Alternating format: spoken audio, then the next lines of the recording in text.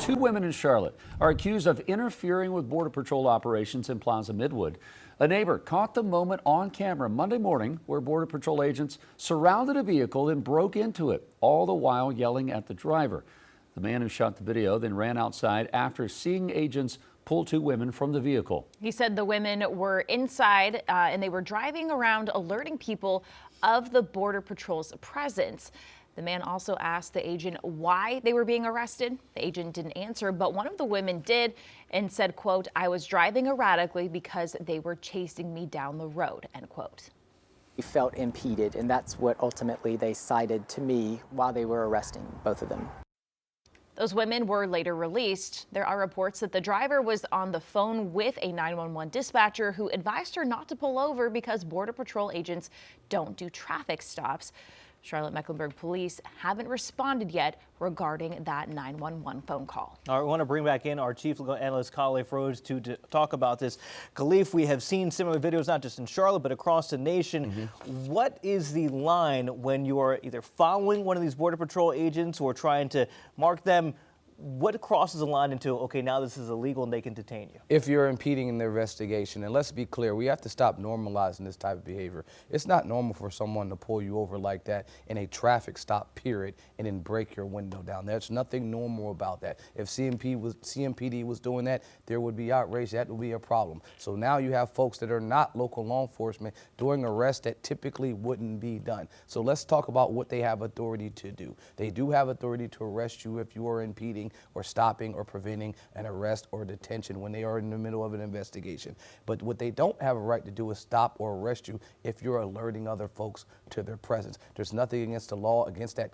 And ultimately, they would be violating your constitutional rights to free speech by stopping you from doing that. Now, if you are breaking the law, that's different. They have a right to conduct traffic stops. So the information given to them from CMPD would be inaccurate. They have a right to conduct traffic stops if you are violating the law or violating traffic laws. So if the person was driving erratically prior to them, giving chase, then yes, that may be a reason to stop a person. However, it seems like the person says I was driving erratically because they were chasing me, not I started driving erratically, then they started chasing me. And so that would be really the only reason I could see for why they could detain and or arrest, not for the alerting them of their presence, but for sure, if you're reckless driving or erratic driving, as they said, then yes, there is a reason to pull over. That's reasonable suspicion that a crime has occurred, the crime being a criminal offense, then yeah, they have reason to pull you over. But if they are chasing you down,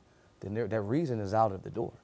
We've heard Governor Josh Stein say, hey, listen, my advice is to at least obey what they're asking you to do. Basically, don't add fuel to the fire.